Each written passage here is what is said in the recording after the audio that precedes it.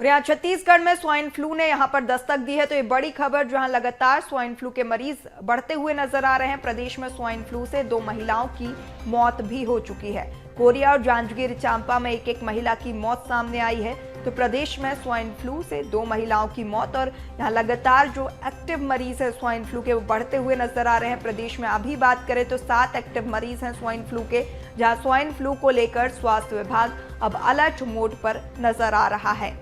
बदलते मौसम के साथ लगातार बीमारियों का खतरा भी बढ़ता हुआ नजर आ रहा है। छत्तीसगढ़ में स्वाइन फ्लू ने भी दस्तक दे दी है। प्रदेश में स्वाइन फ्लू से 2 महिलाओं की मौत भी सामने आ चुकी है। खबर पर ज्यादा जानकारी के साथ सहयोगी अविनाश हमारे साथ लगातार फोन लाइन पे बने हुए हैं, अपडेट लेंगे। अविनाश, लगातार स्वाइन फ्लू से जो है मरीजों की मौत का आंकड़ा बढ़ता हुआ नजर आ रहा है। 2 महिलाओं की मौत हो चुकी है। क्या स्वास्थ्य विभाग की ओर से कदम उठाए जा रहे हैं?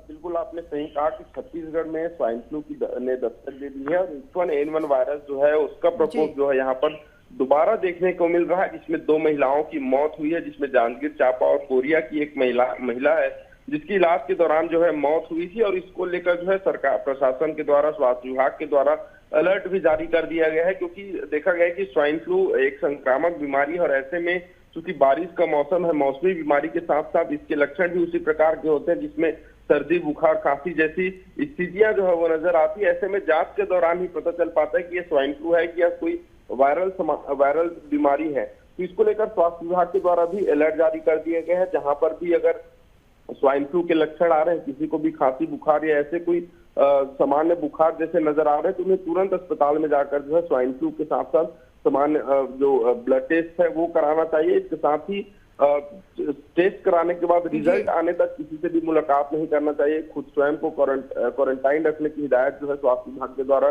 दी जा रही है। इसके साथ ही अगर हम बात करें स्वाइन फ्लू को लेकर, तो बाहरी जो भोजन है, वो जो खाना है, पकवान है, उसे खाने के लिए साफ तौर पर स्वास्थ्य विभाग के द्वारा मना किया गया है, क्योंकि स्वाइन फ्लू के मौके पर देखा जा रहा है कि संक्रमण जो है इसका बहुत तेज फैलता है। और ऐसे में छत्तीसगढ़ की जो स्थिति है, जिसमें 2 महिलाओं की जो मौत हुई है कहीं ना कहीं, और 7 जो एक्टिव मरीज हैं, इसको लेकर भी चर्चा बना हुआ है कि ये 7 एक्टिव मरीज कैसे, कहां से आए, कहां पर ये मिले, क्योंकि हमने कोरोना के समय में भी देखा, स्वाइन फ्लू के समय में भी देखा कि कई अधेड़ की, कई बुजुर्ग लोगों की मौत जो है इसके माध्यम से, इसके द्वारा हुई है।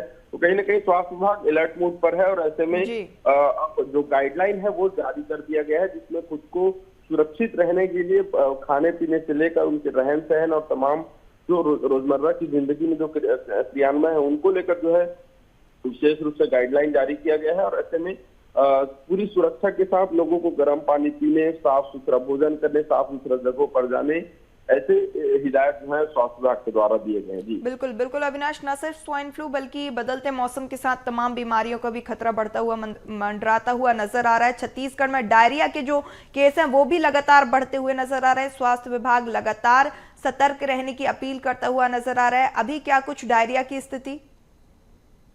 डायरिया की स्थिति अगर हम छत्तीसगढ़ में बात करें तो पिछले करीब 4 महीनों से ये स्थितियां जो है प्रदेश के अलग अलग जिलों में, आसपास के जिलों में देखने को मिल रही है। जहां पर राजधानी रायपुर से करीब की अगर हम बात करें तो खरोरा जैसे इलाकों में और महासमुंद जैसे क्षेत्रों में डायरिया का प्रकोप जो है वो देखने को मिला है।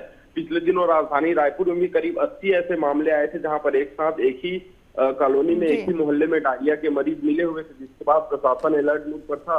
हालांकि अब पूरे प्रदेश में जो है विशेष रूप से डायरिया को लेकर गाइडलाइन जारी कर दिया गया है, जिसमें किसी भी स्थिति में डायरिया की जानकारी होने पर वहां के जो ग्रामीण क्षेत्र है, वहां पर जो निदानीन होते हैं, जो स्वास्थ्य कर्मी होते हैं, उनको उसकी जानकारी स्वास्थ्य विभाग को देनी होगी। प्राथमिक स्वास्थ्य केंद्र में जानकारी होते ही पूरी प्रशासन की टीम उस मरीज को एक क्वारंटाइन कर जो है उनको अपने हॉस्पिटल में रखेगी और हॉस्पिटल में इलाज के बाद ही उसे वापस घर जाने दिया जाएगा। इसके साथ ही किसी भी तरह की डायरिया के साथ साथ उसके लक्षण भी नजर आते हैं तो प्रशासन के द्वारा पूरा बिल्कुल अविनाश, तो प्रशासन की ओर से तमाम व्यवस्थाएं की जा रही हैं और अब आवश्यकता है जागरूकता की, क्योंकि लगातार डायरिया हो या फिर स्वाइन फ्लू, लगातार इसके केस छत्तीसगढ़ में बढ़ते हुए नजर आ रहे हैं। फिलहाल तमाम जानकारी साझा करने के लिए आपका बहुत शुक्रिया।